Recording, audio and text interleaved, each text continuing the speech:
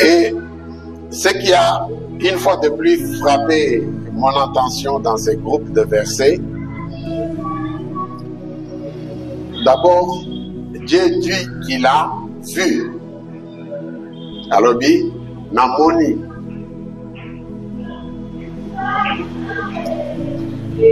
J'ai vu, et puis il ajoute, il dit, j'ai entendu.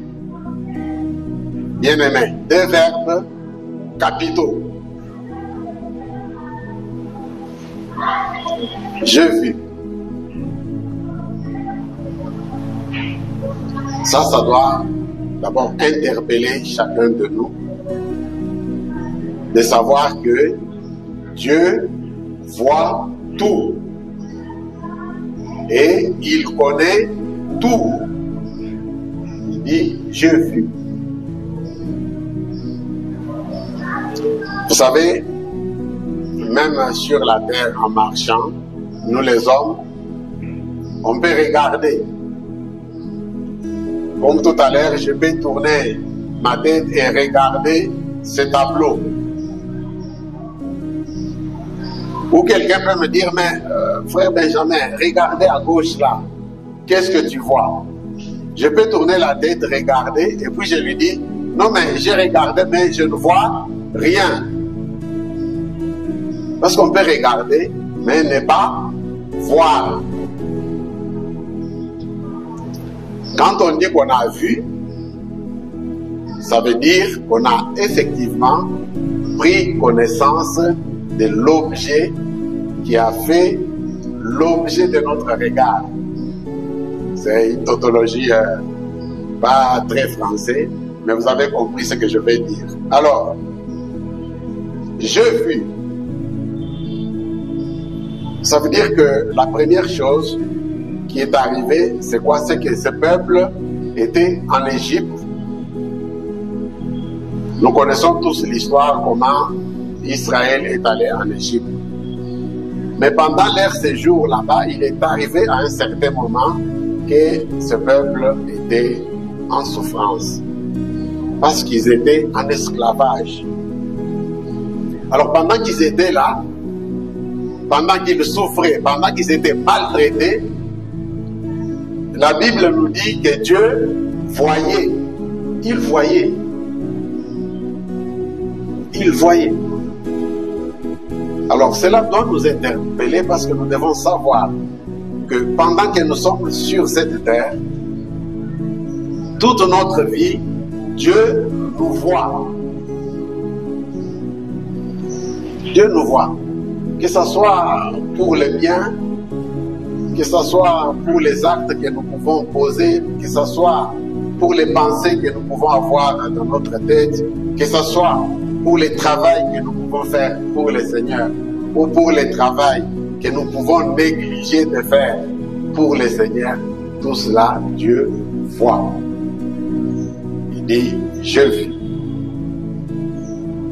Alors très souvent, qu'est-ce qui arrive à l'homme?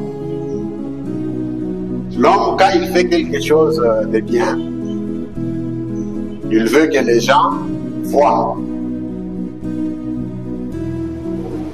Et très souvent, on l'entend parfois dire, quand quelqu'un fait quelque chose, dit, Azosala, bon ami, bon ami, la kisa, chose comme ça, pour que les gens voient. De même aussi, l'homme sur la terre, quand il fait quelque chose qui est désapprouvé, qui est mauvais, qu'est-ce qu'on fait?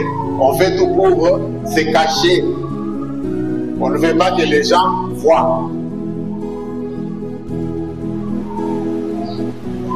Et si vous me voyez sourire un peu, c'est que je me rappelle le verset que le frère Corneille nous a lu le vendredi, le jour de mariage. Pour le quand les mariés devaient parler, il a dit ce que vous disiez dans les ténèbres. Maintenant, vous allez le dire à haute voix. C'est exactement aussi la même chose. Il y a des choses qu'on peut dire en public parce qu'on sait que ça ne fera mal à personne. Mais aussi, il y a des choses qu'on dit aussi en cachette. Mais dans tout cela, nous devons savoir que si nous faisons quelque chose, ou si nous disons quelque chose, nous voulons peut-être que ça soit vu ou caché des hommes, mais devant Dieu, Dieu lui, il voit tout. Alors, il dit, je vis.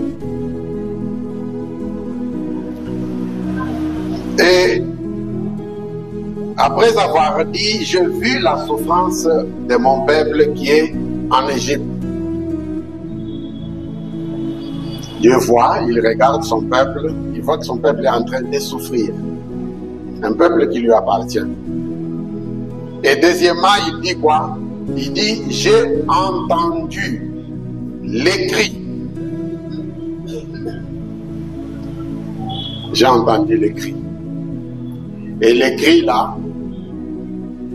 c'est pas seulement que les gens étaient en train de pleurer pour dire mais nous souffrons, ceci, cela. Non, mais c'était aussi des gens qui criaient à Dieu pour lui dire mais Seigneur, jusqu'à quand?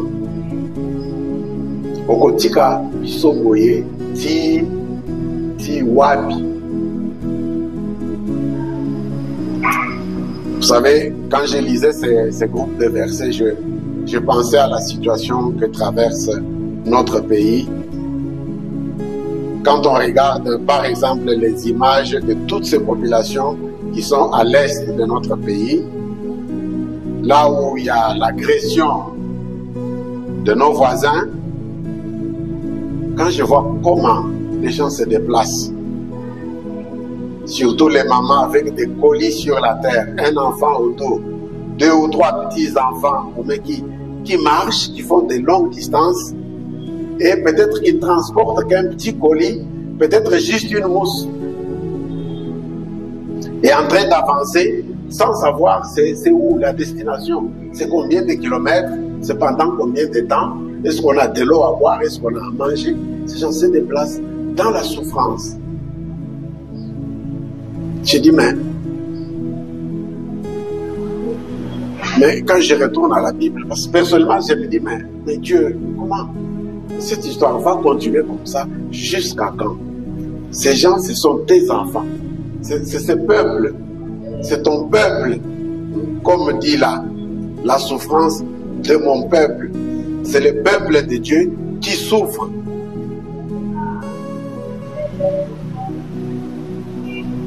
Mais après, je me dis, Dieu voit. Dieu, il voit tout. Il voit tout.